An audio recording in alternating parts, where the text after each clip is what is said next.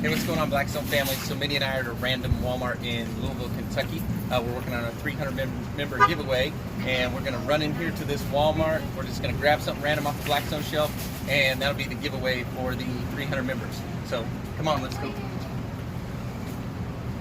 Oh, he like took off.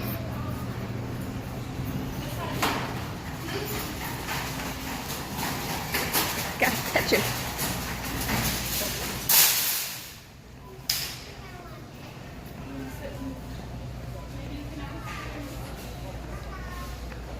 Mindy's not excited enough. The Blackstones are right down there.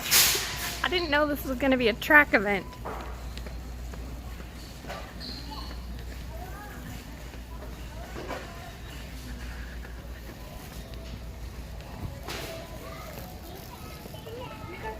I hope I'm not making y'all vomit.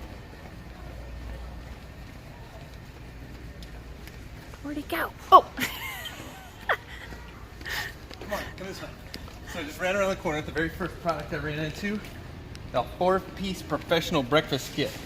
Here's what we got. We got a breakfast kit. We got a batter dispenser, bacon press, egg rings, breakfast kit from Blackstone. That's what we got.